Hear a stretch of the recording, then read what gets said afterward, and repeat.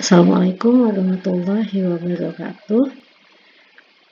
Pada pertemuan kita kali ini kita akan membahas tentang metode harga pokok pesanan atau job order cost method.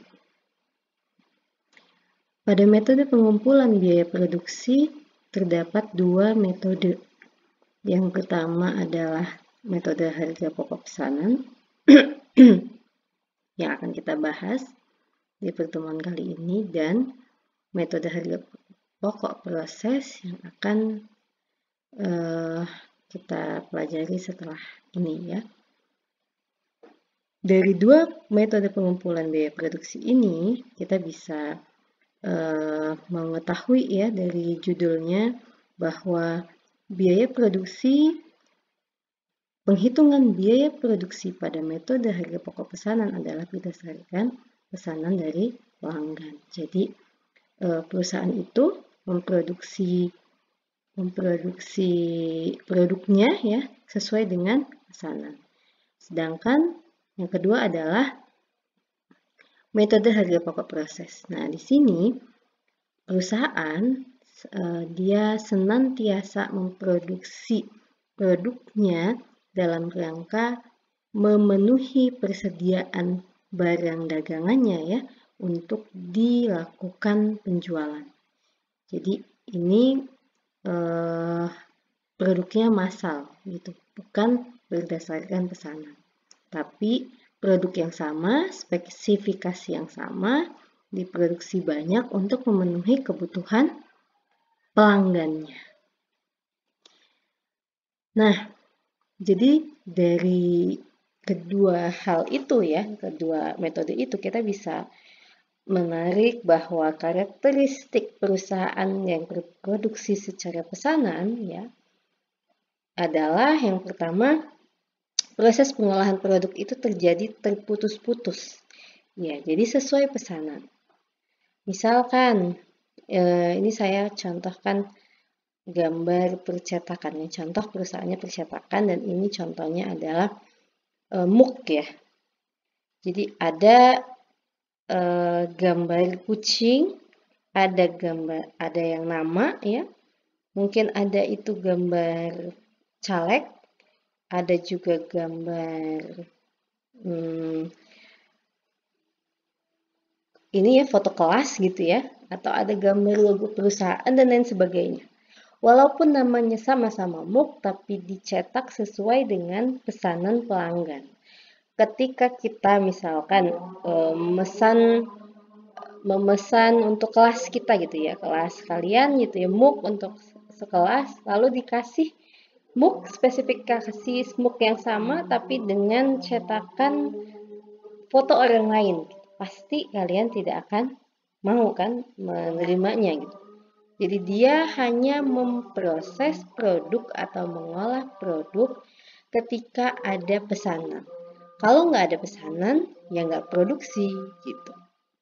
Makanya disebut di sini karakteristiknya pengolahan produknya itu terputus-putus. Yang kedua, produk yang dihasilkan sesuai dengan spesifikasi yang diminta pemesan. Ini yang tadi saya bilang. MUK sama-sama putih, sama-sama tinggi sekian gitu ya, sama-sama sebesar ini, tapi beda spesifikasi gambarnya gitu. Maka nggak akan nggak akan diterima oleh pelanggan ketika tidak sesuai apa yang dia mau. Atau cetakan undangan,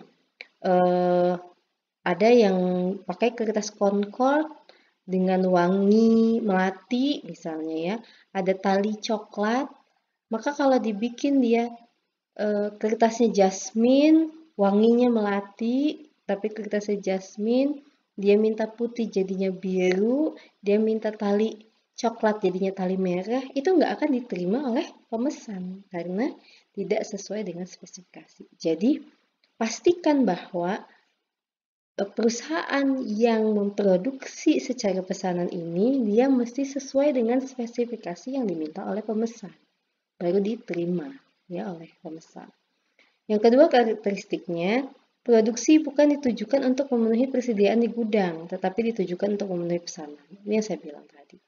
Kalau dia Yang proses metode ya, harga pokok proses, dia tujuannya adalah memenuhi gudang persediaan gitu untuk dijual. Tapi karena ini pesanan, bukan itu tujuannya. Karena yang dipesan dengan spesifikasi yang beda-beda. Jadi tujuannya adalah memenuhi pesanan pelanggan satu demi satu. Oke, mudah-mudahan di sini bisa dipahami. Nah, ini salah satu ini ada ilustrasi lah ya. Ada customer pemesan undangan ulang tahun minimalis. Ada anak laki-laki ini ya.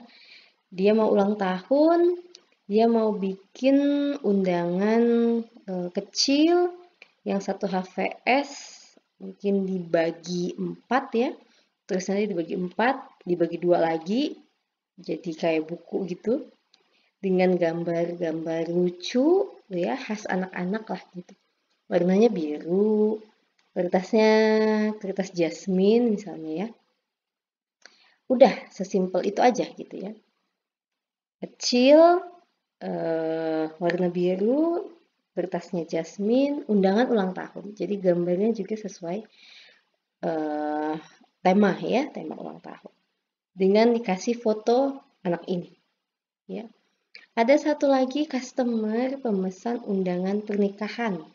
Nah, Mbak ini nih, Mbak Alis ini yang dia memesan undangan pernikahan yang luxe, yang mewah, yang tebal, yang berpita cantik, yang berwanginya wangi melati misalnya gitu ya.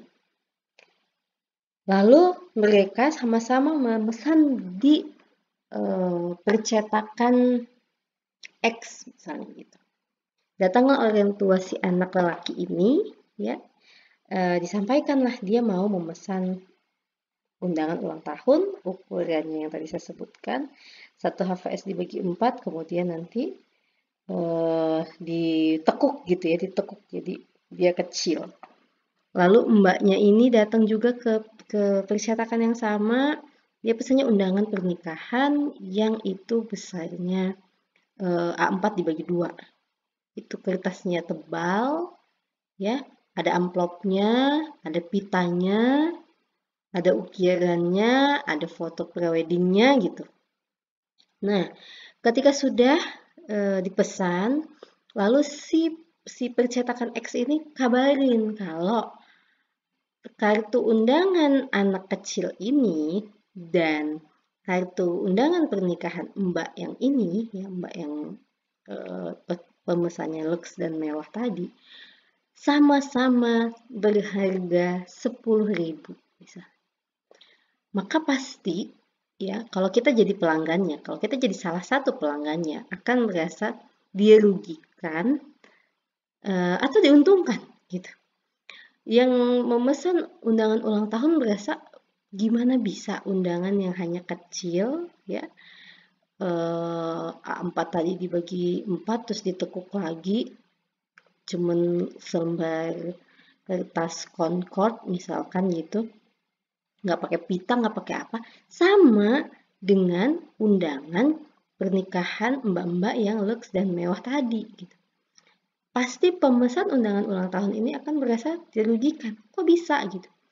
Ternyata katanya si punya percetakan bilang, loh kan kalian datang di waktu yang hampir bersamaan nih, saya mau kerjain.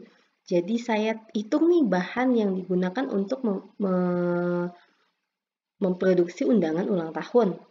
Terus saya jumlahin dengan yang biaya produksi undangan pernikahan.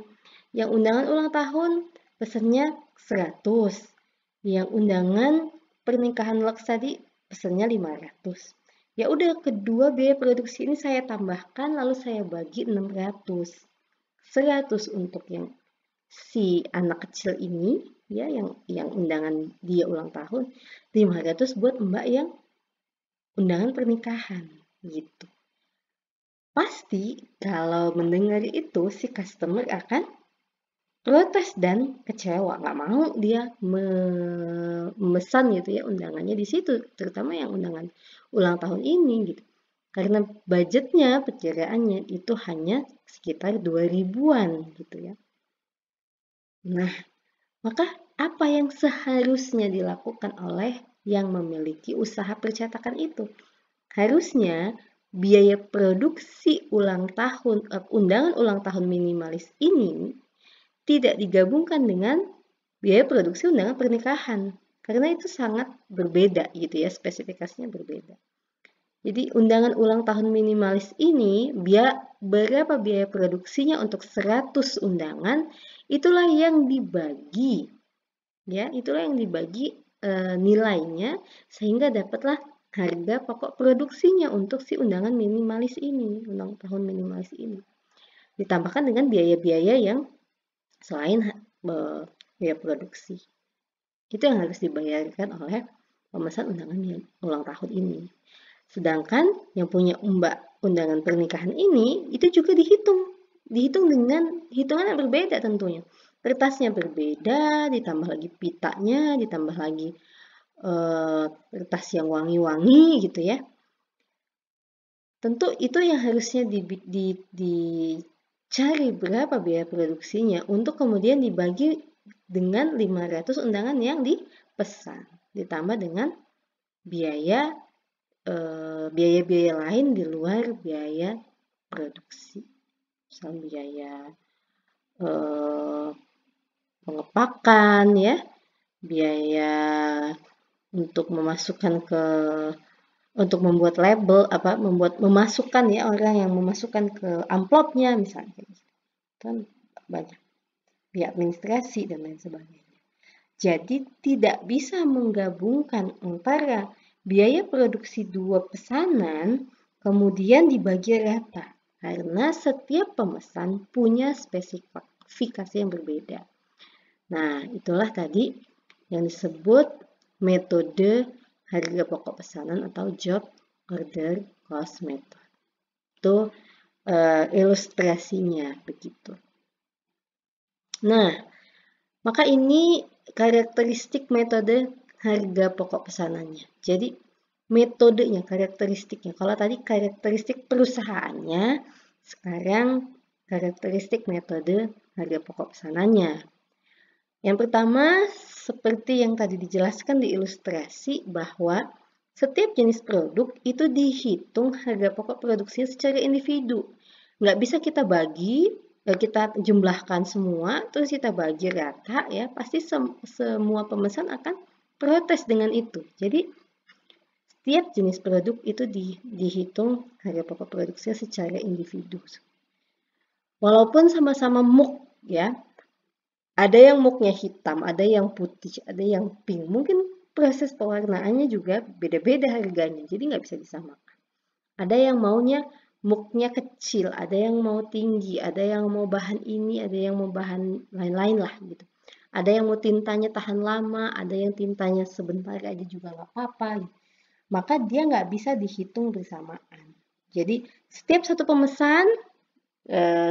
pesanan dengan spesifikasi yang sama itu dihitung harga pokok produksinya secara individu.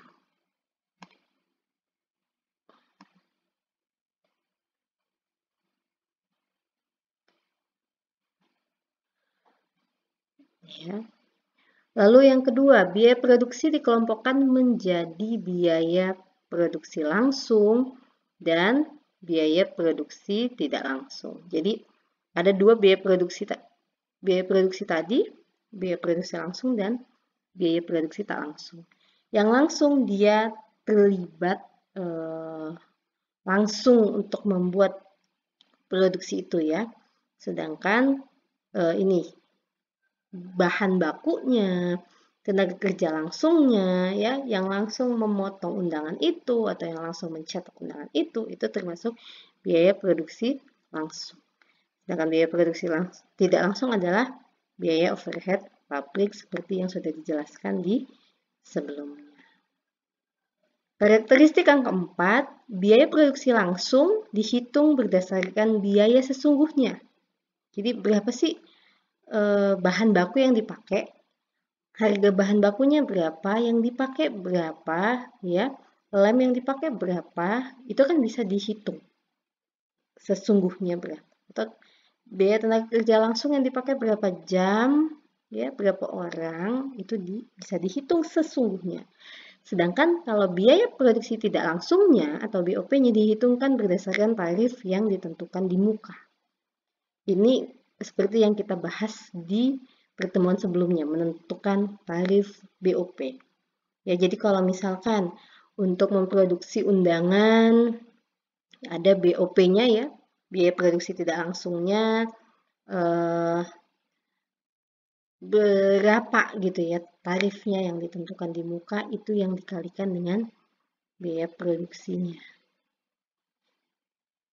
Yang kemudian nanti di akhir periode akan dievaluasi. Jadi sesungguhnya berapa sih yang dipakai ya untuk untuk memproduksi satu produk itu, untuk memproduksi satu pesanan. Itu nanti untuk jadikan evaluasi di pesanan selanjutnya atau periode selanjutnya. Gitu. Tapi untuk menentukan di awal itu ditentukan tarif yang sudah ditentukan di awal di muka gitu ya. Nah, menentukan harga pokok produksi per unit adalah jumlah biaya produksi dibagi jumlah unit produk. Yang saya bilang tadi, bikin pesanan 100, berapa sih jumlah biaya produksinya, baik yang langsung maupun tidak langsung, dibagi dengan 100 kartu ulang tahun tadi, ya kalau itu pemesanan ulang tahun. Oke. Nah, lalu ada yang namanya kartu harga pokok, job order cost sheet.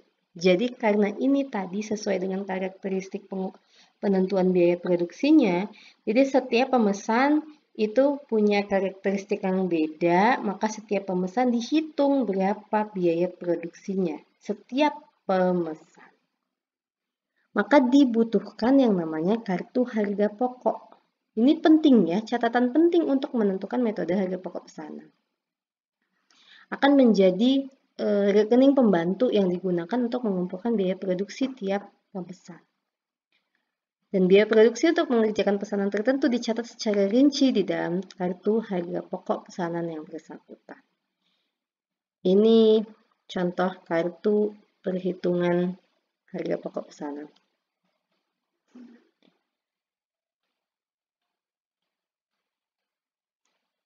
Nah, jadi ini ada kartunya, jadi setiap pemesan dia bikin kartunya, ditulis nomor pesanan berapa, ya, siapa pemesannya, apa produknya, berapa jumlahnya, kapan tanggal mulai melakukan produksinya, kapan tanggal pesanannya.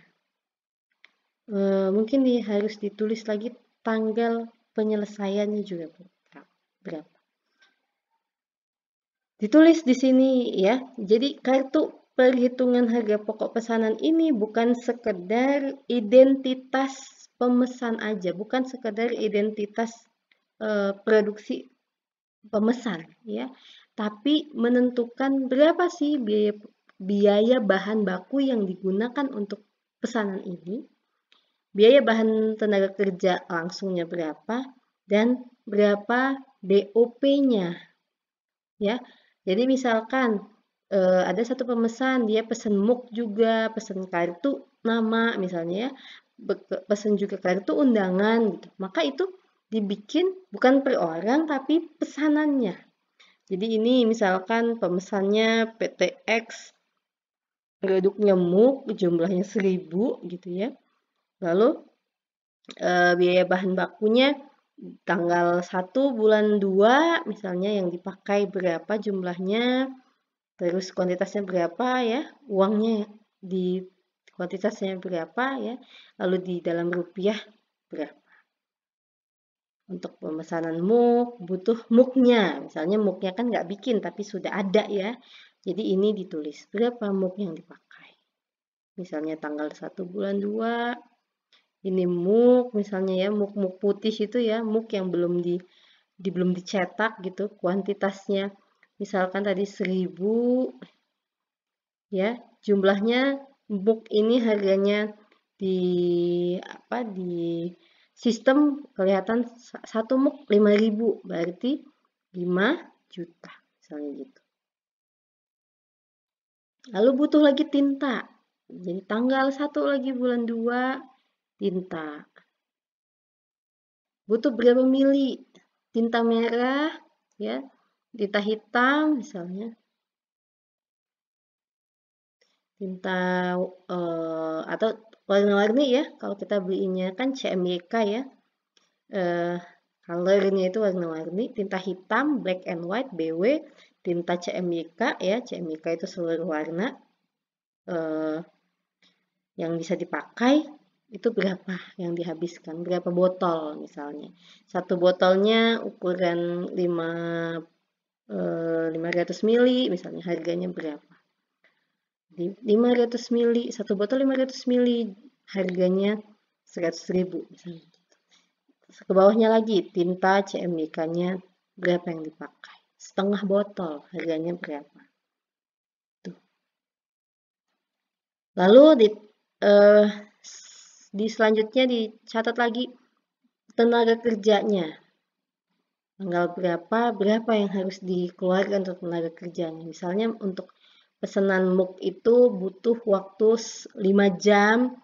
5 jam dikalikan tarif si pencetak ini ya, sudah ada tarifnya berapa. Itu ya, ditulis jumlahnya, jumlah dalam rupiahnya berapa. Lalu BOP yang tidak terkait dengan biaya bahan baku maupun tenaga kerja, misalnya listrik ya. Listrik yang dipakai untuk mencetak itu sulit nih kalau kita mendetailkan gitu ya, bahasanya berapa yang dipakai gitu ya, kan nggak ketahuan. Jadi dibikin tarifnya gitu, tarif BOP yang sudah kita pelajari kemarin. Kalau tarif listrik itu berapa, ini ditulis kapan dan jumlahnya berapa. Dan bahan-bahan BOP yang lain ditulis, nanti dijumlah berapa dapatnya biaya bahan baku yang dikeluarkan, berapa biaya tenaga kerjanya, berapa BOP-nya, lalu dijumlahkan. Kan ketahuan nih nanti berapakah harga pokok pesanan dalam satu pesanan muk ini tadi, 1000 pesanan muk tadi. Gitu. Nah, apa sih manfaat informasi harga pokok perpesanan ya? Yang bikin ini nih, bikin kartu ini nih ya, adalah untuk mengetahui informasi harga pokok produksi perpesanan. Buat apa gitu? Buat apa bikin itu? Yang pertama adalah supaya tahu menentukan harga jual ke pemesannya berapa gitu. Kadang kan kalau kita bikin ya cetakan yang itu banyak lekak-lekuknya lah, banyak speknya gitu. Biasanya ditanya, nanti saya hitung dulu ya. Nanti saya hitung. Kecuali muk yang sama ya, muk tadi misalkan mau pakai tinta, kan tintanya tuh CMYK full color misalnya gitu, udah tahu nih tarifnya satu muknya itu 15.000 misalnya gitu. Itu kan nggak perlu lagi